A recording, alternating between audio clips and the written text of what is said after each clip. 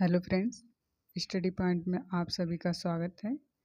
और आज हम लोग पढ़ेंगे हिंदी में पढ़ेंगे हम लोग वर्णमाला। तो आइए देखते हैं, ये यूपीएसआई के लिए और यूपी पुलिस के लिए अति महत्वपूर्ण है। तो हम लोग प्रज्ञान बैच का रिवीजन करेंगे पीडीएफ। तो आइए देख लेते हैं। हिंदी हमारी राजभाषा है, जिसका अर्थ है हिंद का वासी या भारतवासी। हिंदी मूलतः फारसी भाषा का शब्द है। जो भाषा पूरे राष्ट्र में संपर्क स्थापित करने के लिए कार्य करे उसे राष्ट्रभाषा कहते हैं। और आगे देख लेते हैं। तथा जिस भाषा में राज्य की कार्य हो उसे राजभाषा कहते हैं। लेकिन कहने का मतलब ये है कि जो भाषा पूरे राष्ट्र में संपर्क स्थापित करने के लिए कार्य करती है उसे राष्ट्रभाषा कहते हैं। और तथा जिस भाषा में राज्य की कार्य हो उसे राजभाषा कहते हैं। आगे देख लेते हैं हिंदी का उद्भव का सही क्रम। हिंदी का उद्भव कैसे हुआ है उसका सही क्रम देख लेते हैं। संस्कृत, पाली, प्राकृत, अपभ्रंश, आहट, हिंदी। सबसे पहले संस्कृत भाषा का उद्भव हुआ था, फिर पाली का हुआ था, फिर प्राकृत का हुआ, फिर अपभ्रंश का हुआ, फिर आहट का हुआ, फिर लास्ट में हिंदी का हुआ था। आगे देखते हैं। भारत की अधिकतर लिपियां ब्राह्मी लिपि से उत्पन्न हुई हैं। और ब्राह्मी लिपि को हम लोग बाएं से दाएं की तरफ लिखते हैं। गांधारी लिपि देखेंगे। गांधारी लिपि का अन्य नाम है खरोष्टी लिपि। गांधारी लिपि को हम लोग खरोष्टी लिपि भी कहते हैं। और खरोष्टी लिपि को दाएं से बाएं की ओर लिखा जाता है। देख लेते हैं। हिंदी दिवस 14 सितंबर को मनाया जाता है और विश्व हिंदी दिवस 10 जनवरी को और अंतर्राष्ट्रीय मातृभाषा दिवस 21 फरवरी को। ये तीनों डेट जो है महत्वपूर्ण है एग्जाम के लिए, तो इसे ध्यान में ज़रूर रखें। आगे देख लेते हैं।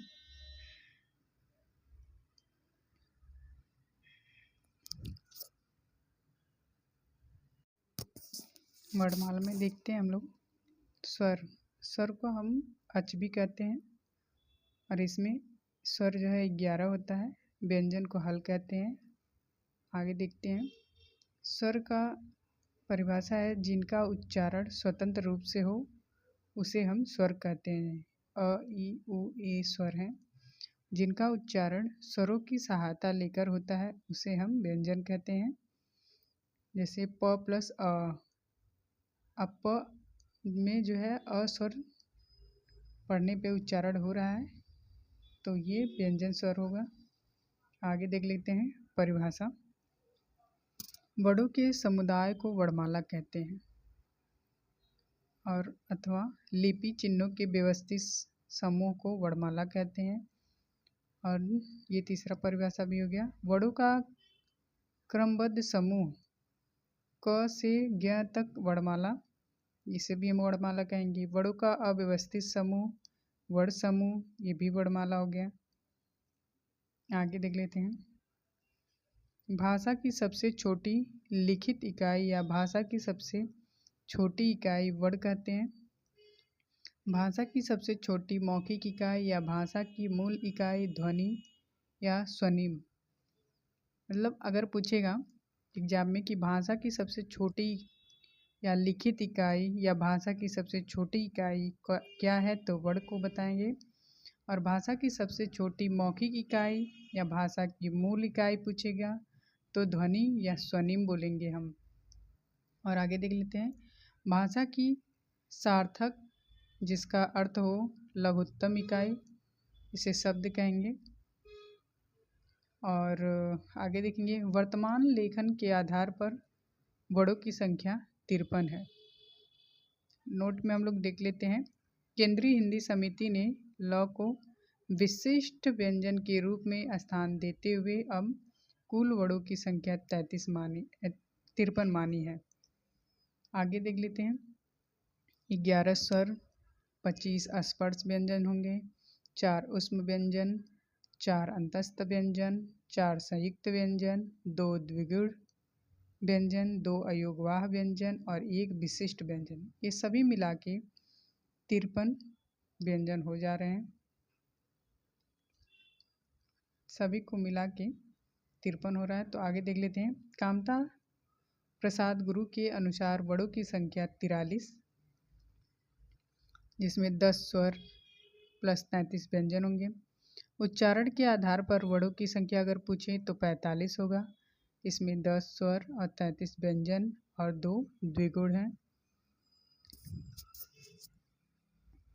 और हम लोग आगे देखते हैं।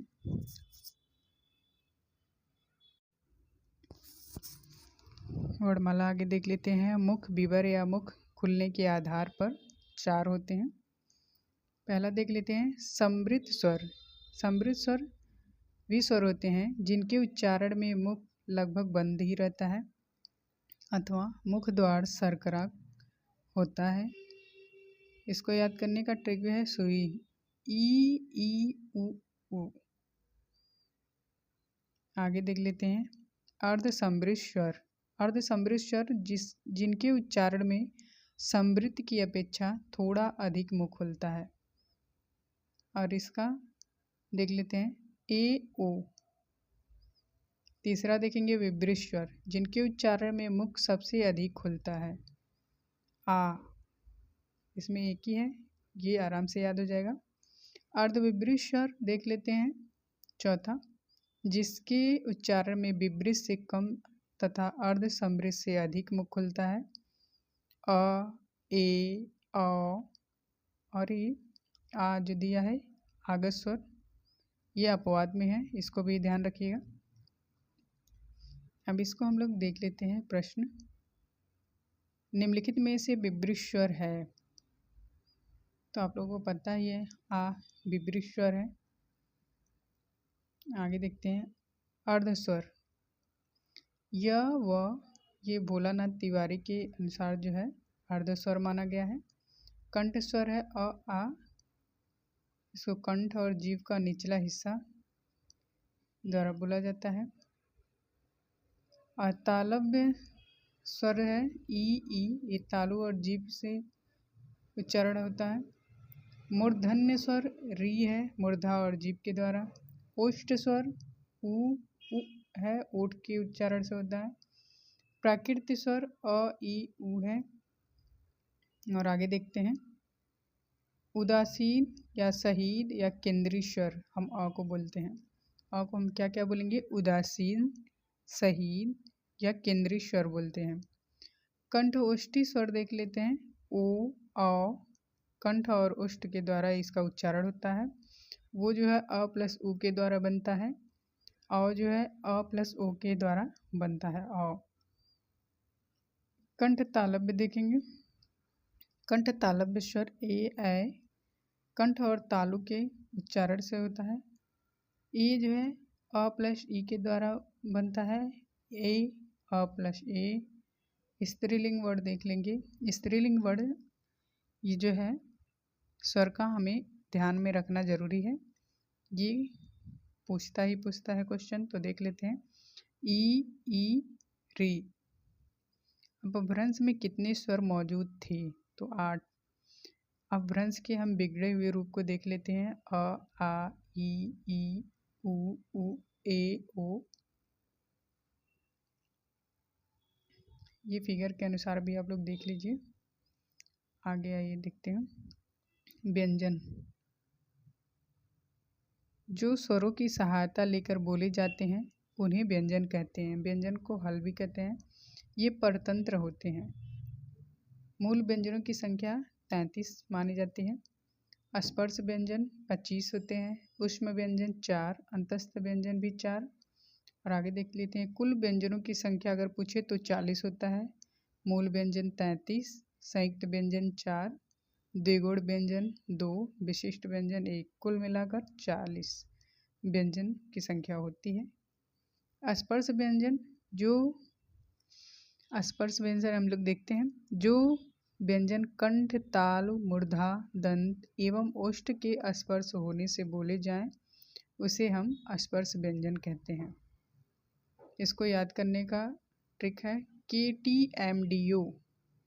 के से कंठीय, टी से तालु, एम से मूर्धन्य, डी से दंतीय, ओ से ओष्ठीय।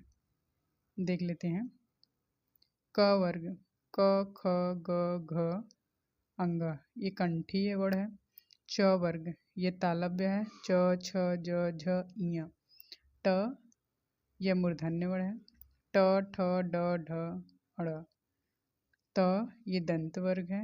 त थ द ध न। प, ये वोष्ठ वर्ग है। प फ ब भ म। और आगे देखते हैं।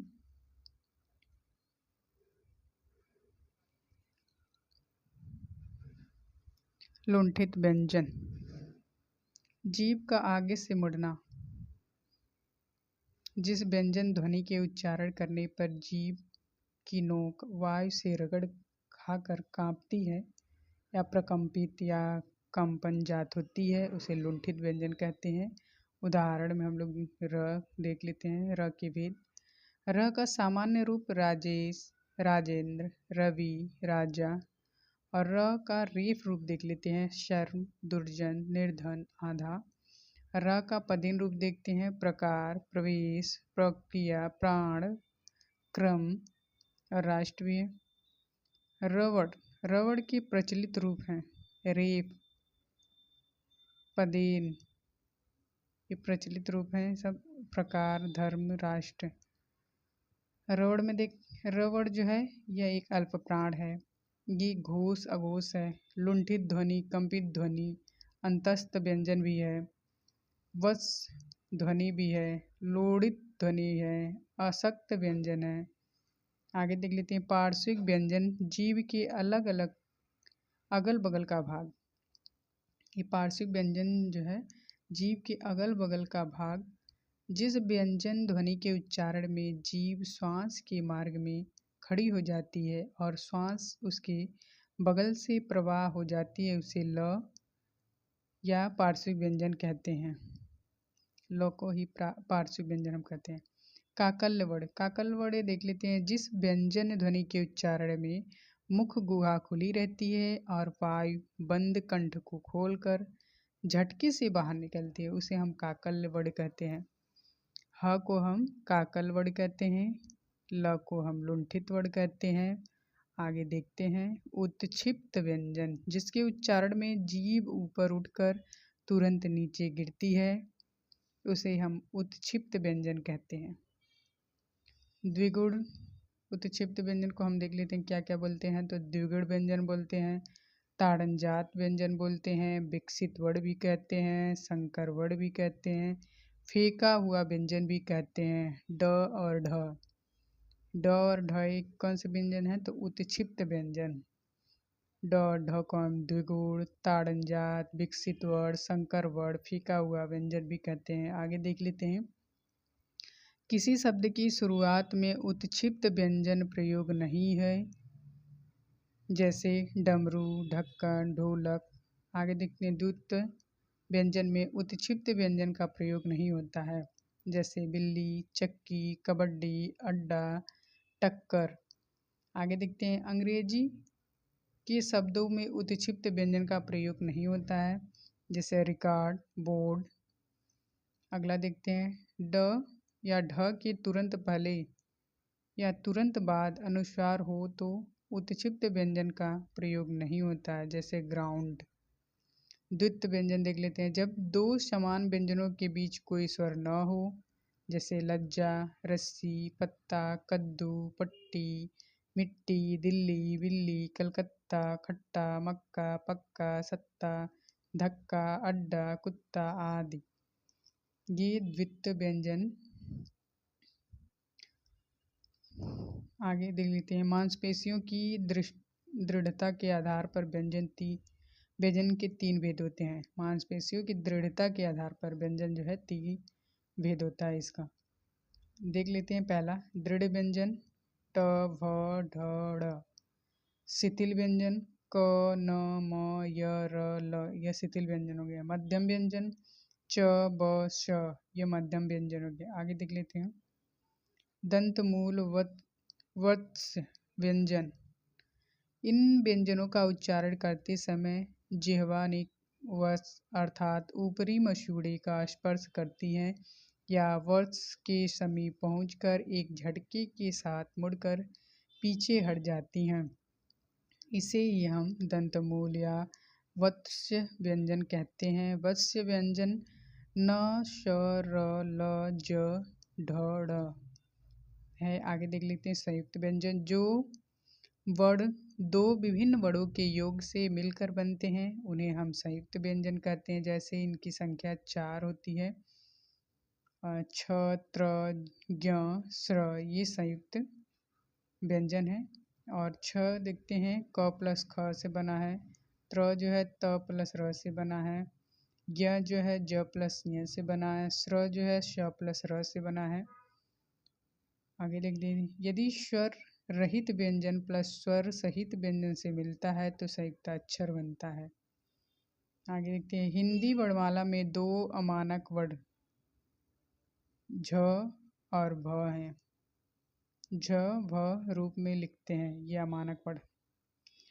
बलाघात स्वराघात देख लेते हैं। शब्द बोलते समय अक्षर विशेष पर और वाक्य बोलते समय शब्द विशेष पर जो बल दिया जाता है उसे बलाघात या स्वराघात कहते हैं। आगे देखते हैं, इसका प्रयोग कविता, भाषण और गीत में प्रभाव पैदा करने के लिए किया जाता है। आगत व्यंजन देख लेते हैं।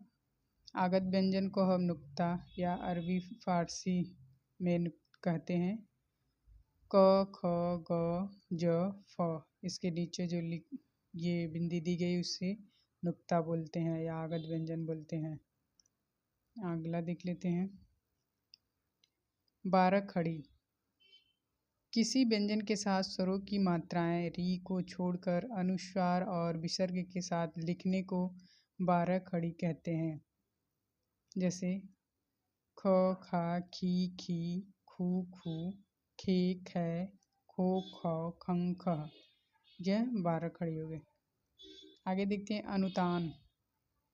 भाषा के बोलने में जो आरोह अवरोह का क्रम होता है उसे अनुतान कहते हैं। जैसे हर्ष, शोक, घृणा, आश्चर्य, छी छी कितनी गंदगी है। बिना खड़ी पाई वाले व्यंजन ड, ढ, ड, छ, ट, ठ, ड, ढ, र, द, ह, न। बिना खड़ी पाई वाले व्यंजन जो है 9 है। आगे देखते हैं, हिंदी भाषा में उच्चारण के आधार पर 3 रीतियां होती हैं। पहला, संयुक्त ध्वनियाँ। जब 2 या 2 से अधिक व्यंजन ध्वनियाँ संयुक्त होकर एक ही स्वर के सहारे लिखी तथा बोली जाती हैं तो उसे संयुक्त ध्वनियाँ कहते हैं। जैसे व्यंजन प्लस व्यंजन, भक्त और शक्ति, क प्लस त का प्रयोग हुआ है यहाँ पे आधा। व्यंजन प्लस स्वर, क प्लस री, क्री या कृपा, क्यारी, प्राण, घ्राण, म्लान। आगे देख लेते हैं, ज्ञान, ज प्लस ये से बना है, ज्ञ, मित्र, त्र जो है त प्लस र से बना, क्षेत्र, छ जो है क प्लस ख से बना। आगे देखते हैं, दूसरा, संपृक्त ध्वनियाँ। संपृक्त ध्वनियाँ हम उसे कहेंगे जब एक ही ध्वनि 2 ध्वनियों से जुड़ी हो उसे संपृक्त ध्वनि कहते हैं। जैसे बंदर, ब और द के मध्य न है तो हम बंदर इसको कहेंगे। एक ही साथ 2 ध्वनि जुड़ी है बंदर तो इसे संपृक्त ध्वनि कहेंगे। जैसे संबल, स और ब के मध्य म जुड़ा है, ये 2 ध्वनि जुड़ी है तो इसे भी हम संपृक्त ध्वनियाँ कहेंगे। आगे देखते हैं, कंबल, क और ब के मध्य म जुड़ा है, इसे भी हम संपृक्त ध्वनियाँ कहते हैं। आगे देखते हैं, युग्मक ध्वनियाँ। जब किसी शब्द में एक ही ध्वनि का द्वित्व हो जाए, जब किसी शब्द में एक ही ध्वनि का द्वित्व हो जाए तो उसे हम युग्मक ध्वनियाँ कहते हैं। जैसे उदाहरण, दिल्ली, बल्ला, भक्ता, छत्ता, रस्सी, दिक्कत, चक्की, खट्टी।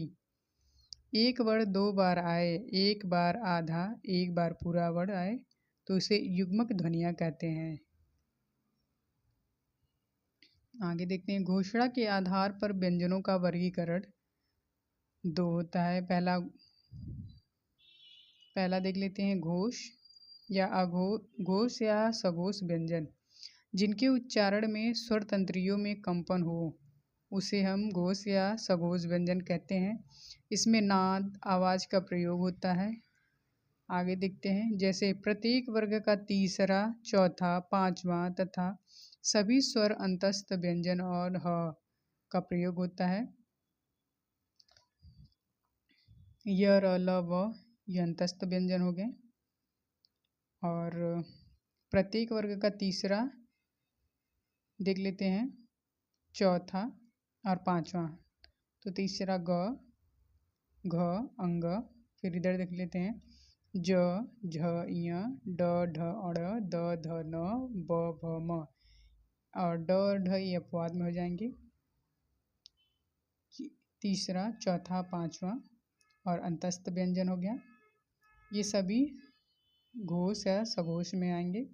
अघोष में देख लेते हैं, अघोष व्यंजन जिनके उच्चारण में स्वर तंत्रिका के कंपन में न हो अथवा जिनका उच्चारण करने पर केवल श्वास की आवश्यकता हो, उसे हम अघोष व्यंजन कहते हैं। नाद का उपयोग न हो, जैसे प्रत्येक वर्ग का पहला, दूसरा तथा स, श हो, उसे हम अघोष व्यंजन कहते हैं। क और ख, च, छ, ट, ढ,